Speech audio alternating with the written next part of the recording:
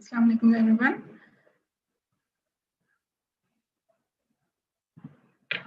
Assalamu alaikum everyone. आवाज आ रही है आप सबको?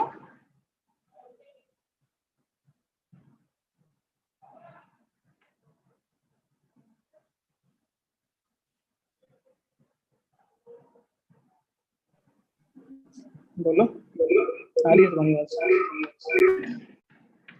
Assalamu alaikum everyone. I'm Dr. Mashal Rasool and I'm going to present severe brain injury. An insult to the brain not of degenerative or of cognitive congenital in nature caused by an external physical force that may produce a diminished or altered state of consciousness which result in an impairment of cognitive abilities or physical functioning. It can also result in the disturbance of behavioral and emotional functioning. Now the mechanism of injury, there are two types of mechanism: blunt injury that can be caused by motor vehicle collision, assault and falls, and the other one is penetrating injury that can be caused by gunshot wounds, stabbing and explosions. There are two phases of traumatic brain injury: primary brain injury and secondary brain injury. Primary brain injury after some seconds, minutes or days can result into secondary brain injuries. And now, what is primary brain injury? It can result from direct physical impact to the brain parenchyma, resulting in structural and shearing injury to the neurons, injury to vessels, and interruption of neurochemical processes. This leads to hemorrhage, edema, compression of intracranial structures. There are types of primary brain injury. First of all, I'll discuss extradural hematoma. The peak incidence is in second decade, up to 70 to 90% of the patients.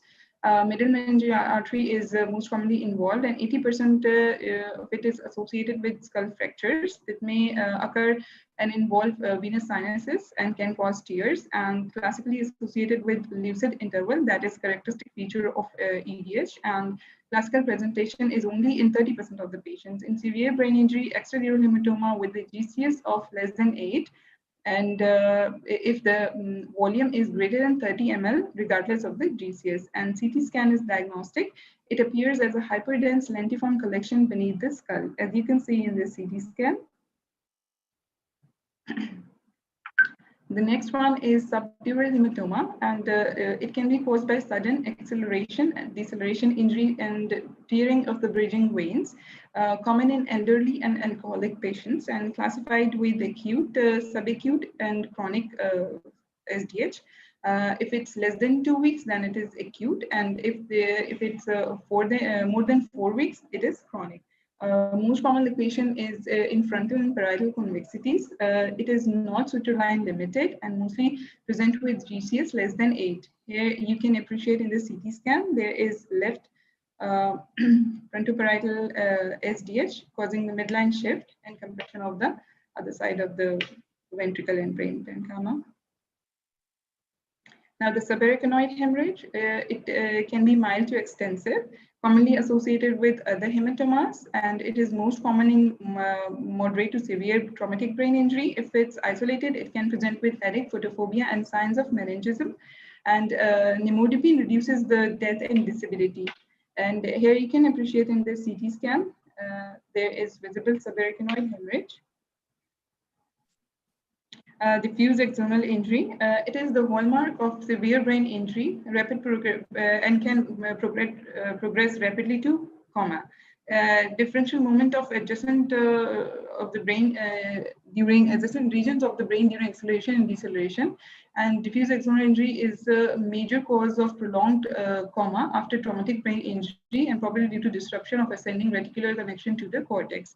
Located predominantly in corpus callosum, periventricular white matter, basal ganglia, brainstem, And MRI T2 weighted images and flare and T2 gradient echo MRI are diagnostic.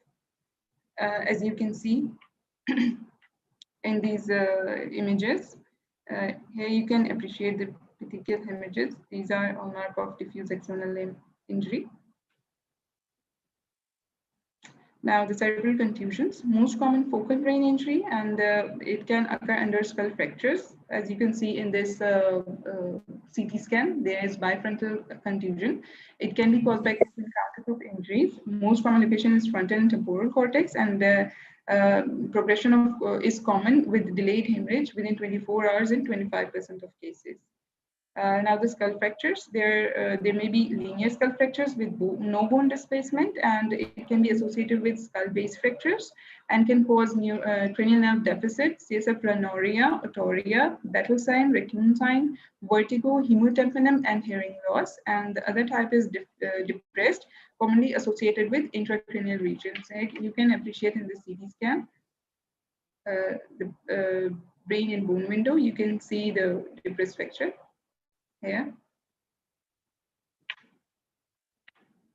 Now the secondary brain injury, it is characterized by a cascade of events that starts within minutes of the primary brain injury, as in ischemia reperfusion injuries. The acute post-injury period of traumatic brain injury is characterized by several pathophysiological processes that starts within minutes to hours following injury and may last for hours to days. Here is a representation of primary brain injury, hematomas, contusion, and diffuse axonal injury that leads to increased intracranial pressure, which leads to ischemia and causing calcium-mediated damage, receptor-mediated damage, inflammation, and oxidative damage. And these all in return causes further ischemia and secondary brain insults.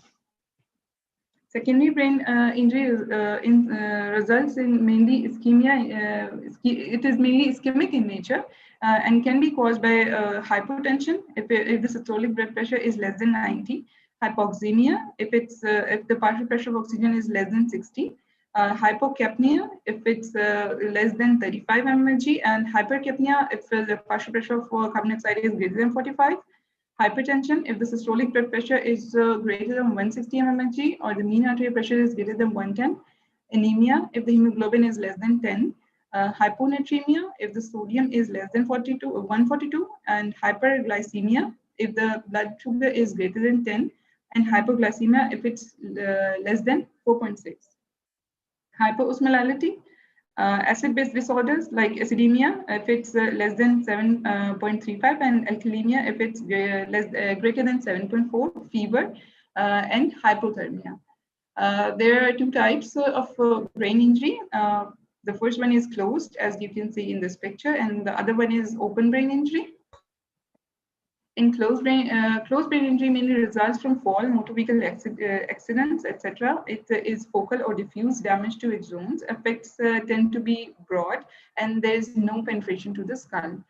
And in open brain injury, it results from bullet wounds, largely focal damage, penetrating to the skull, and effects can be serious. The level of consciousness can be assessed by GCS scoring. As we all know about GCS scoring, there are 4 points for eye opening. For motor response, there are 6 points, and for verbal, there are 5 points. And the other category is post-traumatic amnesia. If it's less than 5 minutes, then it's minimal. 5 to 60 minutes, mild. 1 to 24 hours, moderate. 1 to 7 days, severe. 1 to 4 weeks, very severe. 4 to 12 weeks, extremely severe, and 12 to 24 weeks, exceptionally severe, and greater than 24 weeks, devastating. And GCS outcome scale for dead, it's 1. For vegetative, it's 2. 3 for severely disabled and require assistance and supervision for daily activities, and 4 for moderately disabled. These are independent for indoor and outdoor work, but still disabled, and 5 is for good recovery. For children, GCS scoring is same for eye opening. For verbal response, we can calculate as if the child smiles and oriented and interacts, if it's 5. If it's cries and consolable, it's 4. If inconsistently inconsolable moaning for 3, and inconsolable agitated for 2, and no verbal response 1. And for motor responses, it is the same as in adults. The levels of brain injury, there is mild brain injury if the GCS is 13 to 15, and for moderate, it is 9 to 12, and for severe, it is 3 to 8.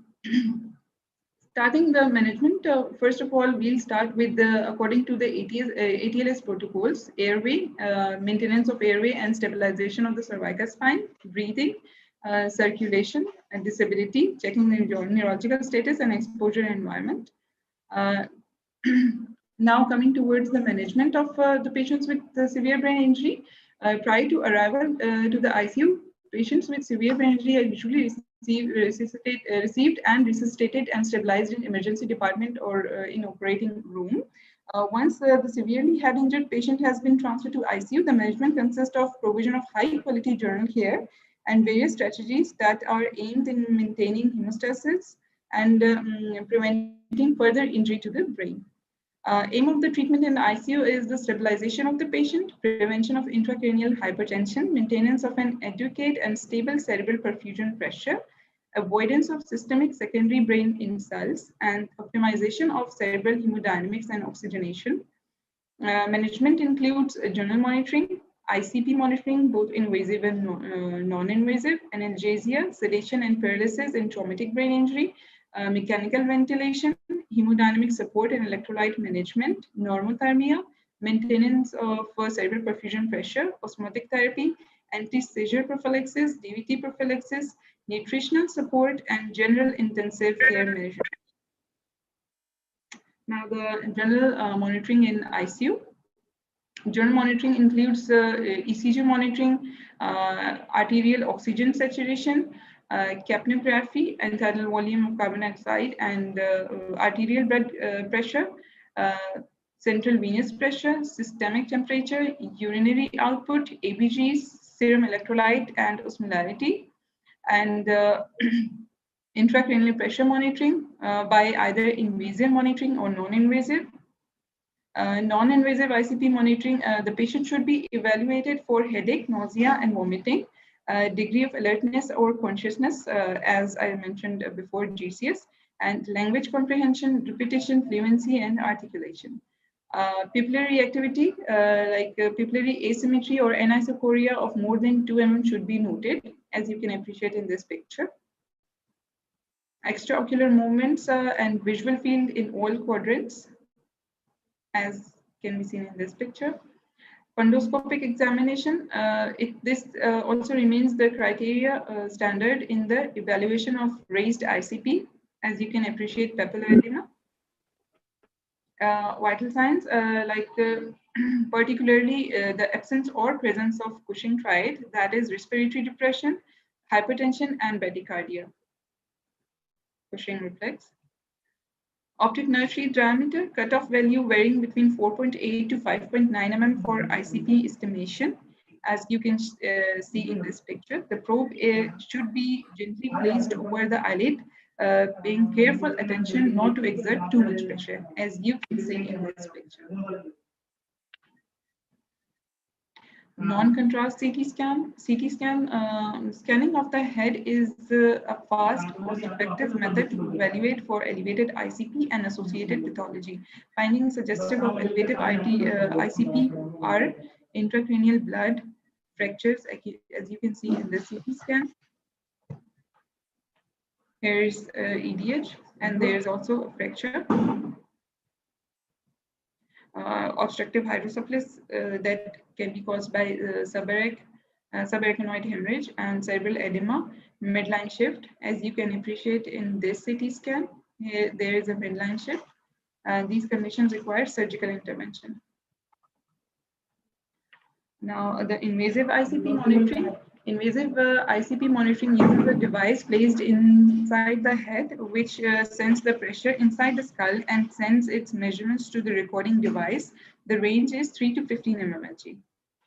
External, and there are two types: external in a ventricular drain placement, that is EVD or ventriculostomy, and intraparenchymal fiber optic catheter placement.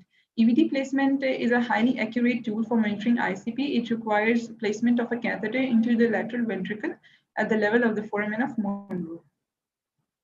Now, the benefits, in addition to monitoring, an EVD allows for therapeutic relief of elevated ICP-YCSF drainage, and the disadvantages include parenchymal hematoma and infection or ventriculitis. Obstruction of the drain requires replacement, and continuous monitoring requires nursing staff to be educated or on management of the EVD. Intraparenchymal fiber optic catheter is also used to measure ICP without CSF diversion, and the benefits include it has a lower rate of complication, lower infection rate, and no chance of catheter occlusion or leakage. Neurological injury is minimized because of the smaller diameter of the probe, and malpositioning of the transducer has less impact on the errors of measurement. And the disadvantages is that it cannot drain CSF, so it is not used for therapeutic purpose. Here are other methods of reducing ICP. Now, jugular bulb venous oxygen saturation monitoring. Jugular venous oxygen saturation is an indicator that helps in reflecting the ratio between the cerebral blood flow and oxygen and cerebral metabolic rate of oxygen. A retrograde catheter is of the internal jugular vein is used for monitoring, and the normal range is in a normal awake subject is 62% with a range of 55 to 71%. A sustained jugular venous desaturation of less than 50 is a threshold for cerebral ischemia and for treatment. EEG monitoring, it's a clinically useful tool for monitoring the depth of coma, detecting non-convulsive subclinical seizures or seizures activity in pharmacologically paralyzed patients, and diagnosing brain death. Another method of management of patients with severe brain injury are giving them analgesia, sedation, and paralysis. Narcotics such as morphine, fentanyl, and remantefenil should be considered first-line therapy, since they provide analgesia and mild sedation and depression of airway reflexes cuff, which all required in intubation and mechanically ventilated patients. Another drug is propofol for acute injury, but avoided in the hypovolemic and hypotensive patients. And benzodiazepines can also be used. Mechanical ventilation. Patients with severe traumatic brain injury are usually intubated and mechanically ventilated. Hypoxia, that is defined as oxygen saturation less than 90% or pulse pressure of oxygen less than 60 mmHg should be avoided, and a brief period of 15 to 30 minutes of hypoventilation to pulse pressure of carbon dioxide 30 to 35 mmHg is recommended to treat acute neurologically deterioration reflecting increased ICP. And the hyperventilation within first 24 hours of less than 25 mmHg following severe brain injury should be avoided, as it can cause vasoconstriction and ischemia. Hemodynamic support and electrolyte management is also very important for these patients. Appropriate aggressive fluid administration to achieve adequate intravascular volume is the first step in resuscitating a patient with hypertension following traumatic brain injury. Electrolyte balance is also an important step in the management to prevent cerebral salt wasting. Isotonic crystalloids, the specific normal saline 0.9% solution are the fluid of choice for fluid resuscitation and volume replacement. Anemia is a common secondary systemic brain insult and should be avoided, and with a targeted hemoglobin of greater than 10 gram per deciliter. And coagulation abnormalities should be aggressively corrected with blood products as appropriate. Normothermia, an increase in body temperature and brain temperature is associated with an increase in cerebral blood flow, cerebral metabolic oxygen requirement, and oxygen utilization, resulting in an increase in ICP and further potential brain ischemia. And it may require the use of pharmacological antipyretics and surface cooling measures. Cerebral perfusion pressure, it is defined as the mean arterial pressure minus intracranial pressure, and cerebral ischemia is considered the single most common important secondary effect affecting outcome of severe traumatic brain injury.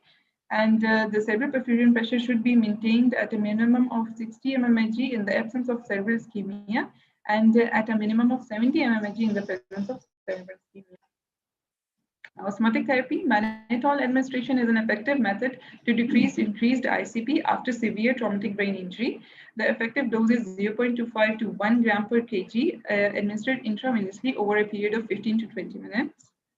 Hypertonic saline, 250 ml of over 20 minutes can be used as an alternative to mannitol, and it is used in patients with hypovolemia or hypotension, as mannitol cannot be given in these conditions. Anti-seizures prophylaxis, post-traumatic seizures are classified as early, occurring within 7 days of injury, or late, occurring after 7 days of injury. Prophylactic therapy like phenytoin, levetiracetam, carbamazepine, and phenobarbital are recommended drugs. Phenytoin is used for early post-traumatic seizures. DVT prophylaxis, severe traumatic brain injury patients are at a significantly high risk of developing venous thromboembolic events, and including deep vein thrombosis and pulmonary embolism. And these can be prevented by compression stockings, sequential compression devices, lower molecular weight heparin in the absence of contraindications. But we cannot use lower molecular weight heparin as the patients are usually with intracranial bleeds, so it is contraindicated. Nutritional support, severe traumatic brain injury patients are usually in hypermetabolic and hypercatabolic and hyperglycemic state with altered GIT functions. Early enteral feeding is recommended. General intensive care, raising the head of the patient to 15 to 30 degrees, that would reduce ICP and improve cerebral perfusion pressure. Keeping the head and neck of the patient in a neutral position, this would improve cerebral venous drainage and reduce ICP, avoiding compression over the internal and external jugular veins with the tight cervical collar or tight tape fixation of the endotracheal tube that would impede the cerebral venous drainage and can result in raised ICP.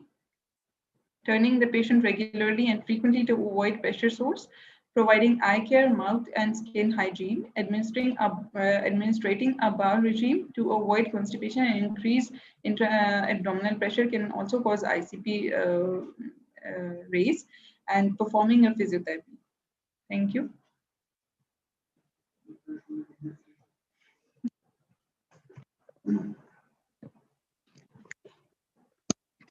जी जी आप लोग अभी जो इस पे comment करें one by one. अस्सलाम वालेकुम. जी वालेकुम. कैसे हैं? Traumatic brain injury is a two type. One is the primary injury and other is secondary. Primary injury occur at the time of the injury. For example, during the falling or RTA or any bullet injury. And other is the secondary injury. So it happens after the primary injury. As a neurosurgeon, our work is to prevent the secondary injury. So primary injury, it can be intradural, it can be subdural or extradural hematoma, subarachnoid hemorrhage, and it can be skull fractures. And it causes the increased ACP and ischemia of the brain. So our job is to prevent the and to control the intracranial pressure of the patient, and to prevent the ischemia of the brain. So for that, we keep the patient, the head of the patient should be elevated, the neck of the patient should be straight, any cervical cord if the patient has, it should be loose, and other the hypertension should be avoided. We should avoid the hypoxemia, and we should ventilate the patient so that the patient have the non-carbia, and the light sedation should be given. And other for the ACP monitoring, we have the different tools. We have the best option of the intraventricular drain, and other is the intraparent camera, uh, subdural and subarachnoid, and the extradural tools to monitor the patient ICP. And after that, uh, we should monitor the patient so that the patient do not have the complication of the primary injury and the secondary injury, as we mentioned that it cause damage to the brain, so we should prevent it. Thank you. Okay, thank you. चल मैं आज थोड़ा सा हमारे पास time short होगा Friday, सो मैं कुछ चीज़ें बीच में ना आप लोगों से पूछना चाहता हूँ। पहला सवाल ये है कि जो लोग थ्योरी दे रहे हैं उनसे कि आप लोग के पास अगर पेशेंट एक ट्रॉमा का सिनेरियो आता है आमतौर पे एग्जाम के अंदर, ठीक है, शॉर्ट नोट्स के अंदर, so how will you right, जब आपको लिखना हो कि आपने एटीएलएस प्रोटोकॉल को मेंशन करना हो तो आप कैसे उसको लिखेंगे, बिकॉज इट्स टू लॉन्ग। तो कोई भी एक बंदा बताता है जो भी थ्योरी के लिए जा रहे हैं।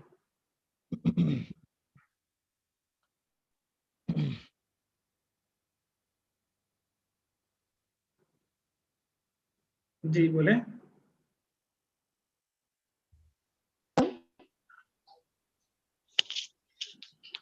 मेरी आवाज आ रही है? जी बोले। अच्छा, मेरे इंटरनेट के इशू तो हो सकता है बीच में आवाज ब्रेक हो। हम लोग नहीं, स्टार्ट करते हैं एटीएलएस प्रोटोकॉल। तो एटीएलएस प्रोटोकॉल किस, we will first admit the patient and then उसके बाद एटीएलएस प्रोटोकॉल फॉलो करेंगे। उसमें हम एयरवे असेस एडमिट करेंगे, की तो बात उसके नहीं लिए होती है ATLS में। ज्यादा डिटेल, एडमिट हाँ की तो तो बात स्टार्ट नहीं एटीएलएस ही करेंगे। होती। जी अच्छा सही, मेंशन नहीं करना।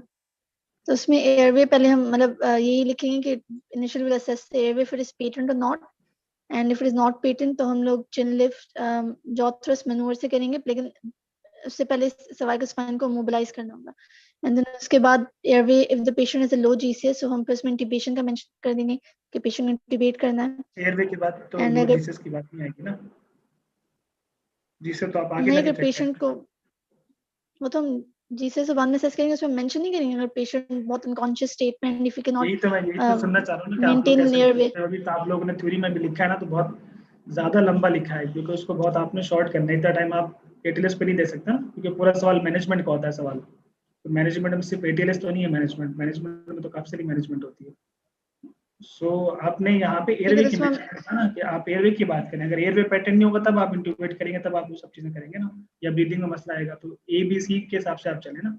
जीसीएस की तो आप जिक्र नहीं करेंगे। सही है, आप तो उसमें हम आप लोग इंट्यूबेट तो कर सकते हैं, लेकिन इसमें ये इंट्यूबेट की मेंशन, इंडिकेशन यहाँ पे जीसीएस नहीं है, यहाँ पे दूसरी इंडिकेशन है ना, एयरवे की है या ब्रीदिंग प्रॉब्लम की है, वो है। इसमें मीनिंग मेंशन किया अगर patient unconscious and you can not maintain a patent airway then we will intubate the patient, हाँ ये वो लिख ठीक सकते है, हैं। लेकिन जीसीएस में तो और भी बहुत सारी चीजें, इसलिए मैं कह रहा हूँ जीसीएस का जिक्र यहाँ पे करेंगे अच्छा तो वो खराब हो जाएगा, और जिसे आपने चेक नहीं किया ना यहाँ पर, तो ठीक है, तो हम ये बस आपने कॉन्शियस डील लेवल नहीं का कर मेंशन कर देंगे ब्रीफली। बिल्कुल, अगर फिर जीसीएस 8 से ठीक है, इसमें ये कम है, मेंशन करना है कि अगर क्या कह रहे हैं doctor Shakir?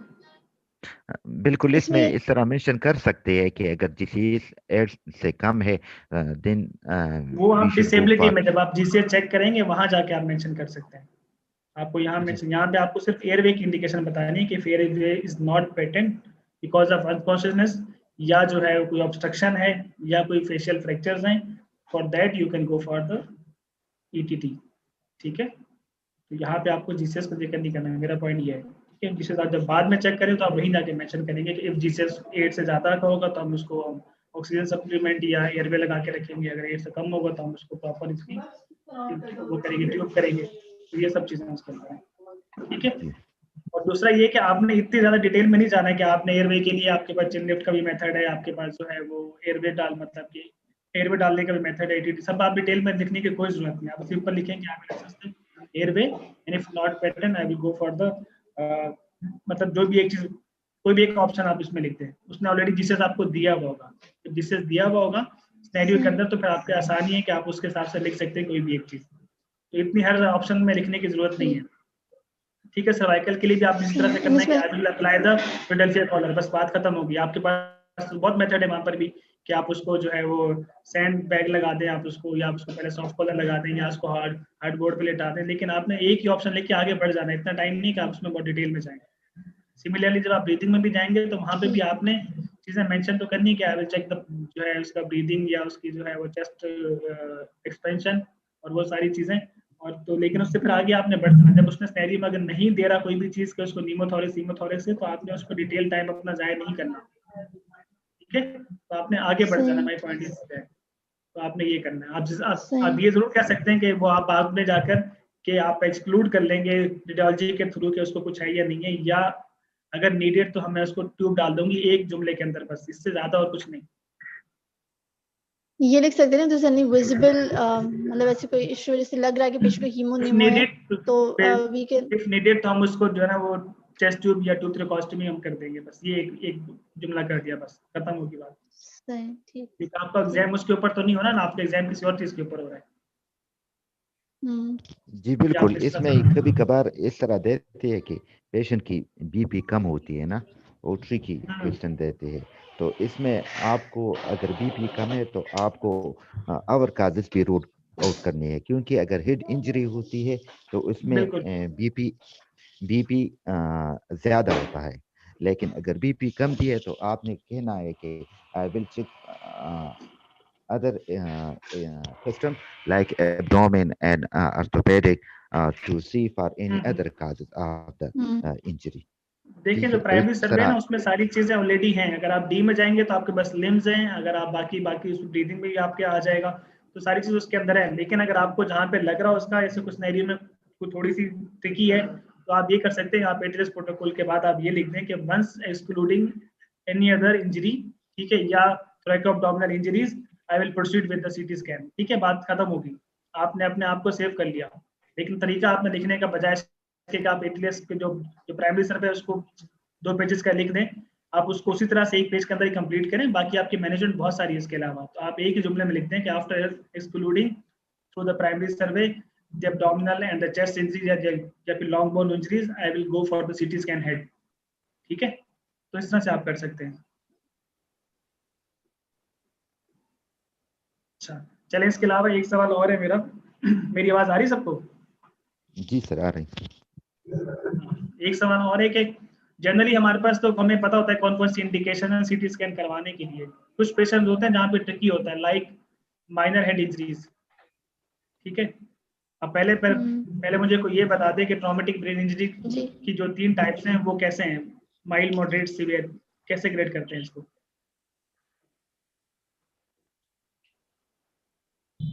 Sir on the basis of GCS हम इसको स्कोर करते हैं। If the GCS is between 13 less than 13 to 15, it is mild head injury. If it's between 8 to 13, it is moderate, and less than 8 is severe head injury. ये हमारे पास पहले वाला आपने थोड़ा सा उसको मिक्स कर दिया, माइल्ड वाले में सिर्फ 14 और 15 है उसके अंदर, ठीक है सर 14-15 है। अच्छा ठीक है सर। हाँ, उसमें 13 नहीं है उसके अंदर, तो ये इंपॉर्टेंट है। अब ये बताएं मुझे कि अगर माइनर हेड इंजरी होगी तो उसके अंदर किन पेशेंट में आपको सीटी स्कैन करवाएंगे, किन में नहीं करवाएंगे? कोई है उसकी गाइडलाइंस है उसकी? सर उसमें नाइस गाइडलाइंस हैं, एग्जैक्टली मुझे याद नहीं है, बट उसमें है कि if the patient is coming with any raised ICP sign like vomiting और एनी एपिसोड ऑफ फिट्स, और उसमें है लॉस ऑफ कॉन्शियसनेस, ये 3 क्राइटेरियाज हैं जिसमें हम माइल्ड। कोई और कैनेडियन रूल है सर? अगर आपके पास एज एक्सट्रीम एज है, अगर बहुत बूढ़ा है, बहुत एज तो डॉक्टर शाकिर ये कौन सा क्राइटेरिया, ये तो पूछना चाह रहा हूं मैं, इसका नाम है ना कोई? ये नाइस क्राइटेरिया है ना? नहीं नाइस तो है ये वो कैनेडियन है, ये कैनेडियन सीटी हेड रूल, कैनेडियन गाइडलाइंस है। ठीक है, ये उसके हैं, उसके अंदर 5-6 चीजें हैं उसके अंदर। कौन age is more than 65 and less than 13 years, sir ये था उसमें हाँ एज का जो हायर वाली एज तो बताई हुई, लेस वाली नहीं बताई हुई। 65 से अबव होगा। जीसीएस अगर 15 से कम है फॉर मोर देन 2 आवर्स तो तब होगा उसके अंदर, ठीक है। इसी तरह से और भी 4-5 चीजें मुझे खुद भी याद नहीं, किसी और को याद है? एलओसी है, लॉस ऑफ कॉन्शियसनेस की हिस्ट्री है, एमनीजिया की हिस्ट्री है, ठीक है। तो इसमें 6 इसके क्राइटेरिया मेरे ख्याल में, तो ये आपको पता होना चाहिए इसके, ठीक है। जिसमें पूछ लेते हैं एग्जाम में। मल्टीपल जब मल्टीपल ट्रामा पेशेंट हो, बेजिलर स्कल फ्रैक्चर के साइन सिम्टम्स, मतलब रेकॉन आइज या बेटल साइन या ये चीजें हो सर, तो ये भी इसमें हम भी कर इसमें सकते हैं। 5 है इसके अंदर, जो ना जो हाई रिस्क पेशेंट है उसके अंदर बता रहा है कि अगर वो 5 है, एक जीसीएस का है कि 15 से कम हो फॉर मोर देन 2 आवर्स। दूसरा ये है कि सस्पेक्टेड आपके पास ओपन कोई फ्रैक्चर हो स्कल का या फिर डिप्रेस स्कल फ्रैक्चर हो, ठीक है। इसके अलावा स्कल बेस का कोई फ्रैक्चर, उसके साइंस आपको मिल रहे हो, इन्होंने बता दिया। इसके अलावा चौथा ये कि वॉमिटिंग की एपिसोड में मोर देन 2, ठीक है। इसके अलावा एज 65 से अबव हो, जैसे यहाँ पे 65 हो, तो ये हाई रिस्क पेशेंट है जिनके अंदर आपको तो लाजमी करवाना है। इसके बाद एक मीडियम रिस्क भी है, उसके अंदर क्या है कि पहले से उसको कोई पेशेंट को हिस्ट्री है एमनीजिया की, ठीक है, ट्रॉमा से होने से पहले से ही। दूसरा ये है कि कोई डेंजरस मैकेनिज्म है कि उसमें बच्चे की इन्वॉल्वमेंट है या हाई स्पीड कोलिजन्स है उसके अंदर, ठीक है, या पेशेंट जो है वो व्हीकल से निकल के बाहर गिर गया है। तो ये जो 4-5 सिनेरियो है ये है उसके मॉडरेट रिस्क के लिए। तो ये तब है जब आपके पास माइल्ड हेड इंजरी हो, उनके अंदर फिर आपको इस रूल को फॉलो करके आपने सीटी स्कैन करवाना है, वरना बाकी में आपने नहीं करवाना। तो ये इंपॉर्टेंट है इसके अंदर। सीवियर हेड इंजरी, बिल्कुल ठीक है, तो इसको कहते हैं कैनेडियन सिटी हेड रूल। ये पूछ सकते हैं ये आपको इसके बारे में पता होना चाहिए। ठीक है, इसी तरह से अब आ जाएं, ये सामने आपकी पिक्चर है पेनिट्रेटिंग हेड इंजरी। इसका मैकेनिज्म बताएं कोई, डॉक्टर शाकिर या डॉक्टर अयाज। इसमें जो इंजरीज होती हैं पेनिट्रेटिंग वाली, फॉर एग्जांपल बुलेट की बात कर लें हम, तो वो क्या मैकेनिज्म होता है उसके अंदर? एक तो at the set of the trauma होती है ना, जो प्राइमरी इंजरी है, ठीक है। तो at the set of trauma होती है, पर इसके अगर बुलेट है उसकी वजह से डायरेक्ट ब्रेन इंजरी हो जाए। दूसरी उसकी वजह से अगर ब्रेन कोफ और एंटी कोफ की बात है ना, कि ब्रेन पीछे चला जाए और उसकी वजह से जो इंजरी हो जाए, तो ये भी प्राइमरी इंजरी में शुमार होता है। ये और तीसरी, अगर शॉक वेव इसकी वजह से जो वेव पैदा होते हैं ब्रेन में और इसकी वजह से इंजरी हो जाए, तो इसको भी प्राइमरी ब्रेन इंजरी में शुमार कर सकते हैं। और कोई बताएं कैविटेशन क्या होती है?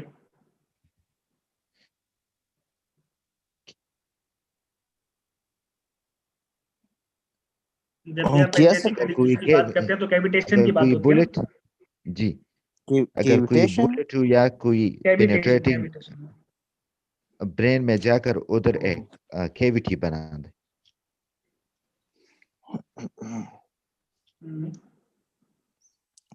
ब्रेन बोन फ्रेगमेंट्स वगैरह जो तो ये इसमें इंपॉर्टेंट है। ये मैं पूछना चाहता कि इसके अंदर 2-3 तरह की चीज होती है। एक तो डायरेक्ट इम्पैक्ट की वजह से होती है, एक शॉक वेव की वजह से होती है, एक आपकी जो हीट वेव की वजह से होती है, एक आपका जो फ्रैगमेंट्स की वजह से होती है, ठीक है। तो इसमें 4-5 टाइप्स की इंजरीज होती है इसके अंदर जब भी पेनिट्रेटिंग हेड इंजरी होती है। तो आपने इसको अलग अलग ही बताना, सबके अलग अलग मैकेनिज्म है, ठीक है ना। तो ये आपको याद होना चाहिए कि ये 4-5 चीजें। एक सवाल और है कि ये बताएं मुझे कि अगर एक पेशेंट है, आपके पास सीटी स्कैन अवेलेबल नहीं है और उसके अंदर आपने, लेकिन एक्सरे उसका अवेलेबल था, हेड ट्रॉमा का पेशेंट है, ठीक है, तो उसका कोई रूल है उसके अंदर के अगर फ्रैक्चर आपको दिख जाए उसके अंदर तो कितने % चांसेस होते हैं उसके अंदर एपिड्यूरल के या इंट्राक्रैनियल हेमाटोमा के? एक्सप्लोरेटरी बरहोल की बात कर रहे हो सर? नहीं, इंसिडेंस की बात करो मैं, या risk of intracranial haematoma on the basis of skull fractures on x-ray. एक पुराना सा एक रूल था, मुझे भी खुद भी याद नहीं एग्जैक्टली, लेकिन ये हमारे जो भी एग्जामिनर हैं वो सब पूछते हैं इसके अंदर बाजू का, जब क्योंकि ये लोगों को पुराने याद है सबके, कि उसमें जितना मुझे याद आ रहा है वो था कि जीसीएस के बेसिस के ऊपर था, जीसीएस और स्कल फ्रैक्चर की बेसिस के ऊपर था, वो भी एक्सरे के ऊपर, कि फिर आप उसके हिसाब से रिस्क देखते हैं कि कितना % रिस्क है कि एपिड्यूरल इसके अंदर होगा या नहीं होगा। इसमें सर मैंने तो पढ़ा नहीं है, लेकिन मैं अपनी तरफ से अगर कहूँ तो अगर ये मिडल मेनिंजियल आर्टरी जहाँ पे जा रही हो और अगर वहाँ पे फ्रैक्चर का कोई आपको नजर आ रहा हो तो मेरे ख्याल में फिर नहीं, वो इस तरह से नहीं था, वो इस तरह से नहीं था। वो ये था कि जीसीएस के साथ में था कि पहले उसका ये कि 3600 पेशेंट में से एक में होगा, ठीक है, और सेकंड अगर जीसीएस लो होगा तो फिर मेरे ख्याल में 100 के ग्राउंड कुछ था और लास्ट में फिर 16 या 20 पेशेंट पे आ रहा था कि 20 पेशेंट में से एक अंदर होगा। मैं देख के शेयर करूंगा, एग्जैक्टली याद नहीं आ रहा। डॉक्टर शकील थे हमारे पास, वो बहुत ज़्यादा हमें इसके बारे में बताते थे, तो वो भी आपको पता होना चाहिए कि वो भी इसके अंदर पूछ सकते हैं। जी डॉक्टर फात, कुछ आप उसमें ऐड करें या कोई सवाल इन लोगों से पूछना चाहते हैं? डॉक्टर फात है हमारे साथ?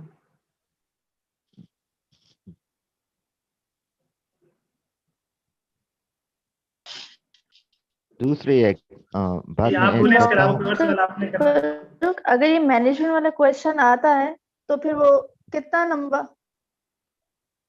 देखिए मैनेजमेंट वाला हमेशा सवाल लंबा होता है, उसके साथ में जो 2 सवाल बाकी होते हैं वो बिल्कुल ही शॉर्ट होते हैं, वो आपके एक साइड पेज के एक साइड के ऊपर आ जाते हैं, ठीक है, एक सफ़े पे आपके आ जाते हैं। बाकी आपको 3 पेजेस इसी मैनेजमेंट के लिए हैं। तो आपने एटीएलएस को इतना बड़ा नहीं करना, आपने एटीएलएस 1 पेज या 1.5 पेज तक लेके जाना है। बाकी आपकी मैनेजमेंट इंपॉर्टेंट है कि आपने पेशेंट के साथ में उसके बाद क्या करना है, ठीक है। एटीएलएस ज़्यादा इंपॉर्टेंट नहीं है इसके अंदर। एटीएलएस में सिर्फ आपको बताना है, जरूरी है कि आपने पहले एटीएलएस देखना है। वो सिर्फ और सिर्फ ये है कि आप सेफ डॉक्टर या सेफ सर्जन हैं या नहीं है, कि आपने एटीएलएस के थ्रू पेशेंट को प्रोसेस किया है या नहीं किया, ये इंपॉर्टेंट है।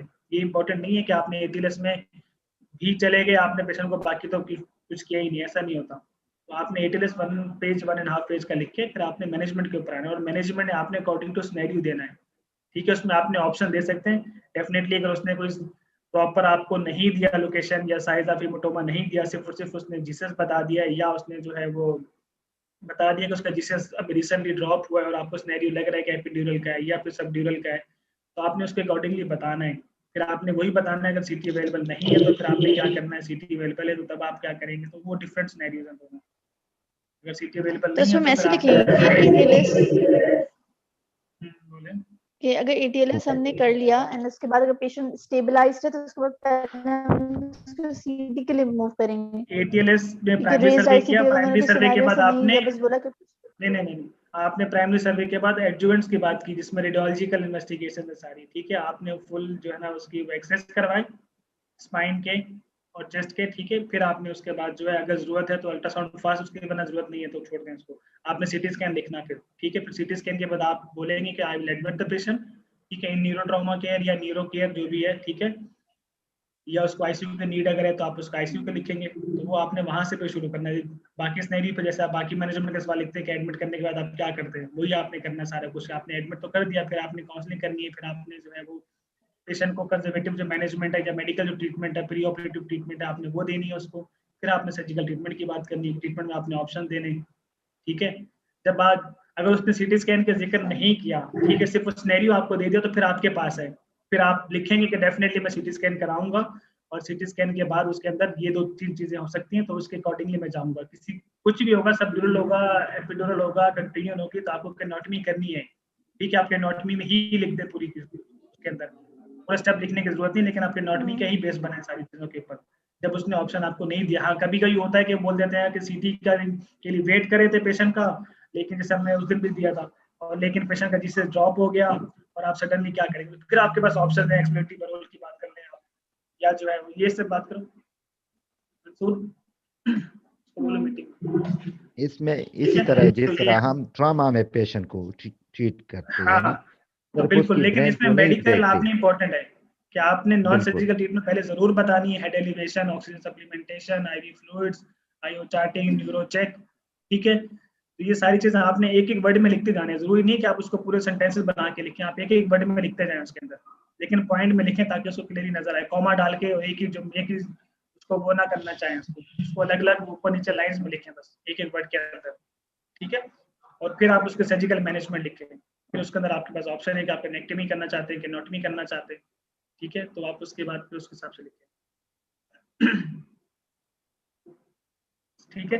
तो इसमें जितने भी सवाल आते हैं थ्योरी वालों के लिए स्पेशली मेरा कि फिर से है कि वो आपको यही देखते हैं कि आप ओवरऑल पेशेंट की पिक्चर को कैसे देख रहे हैं। सिर्फ और सिर्फ एक चीज के ऊपर फोकस नहीं होता कि आपने सर्जरी कर दी, काम खत्म हो गया।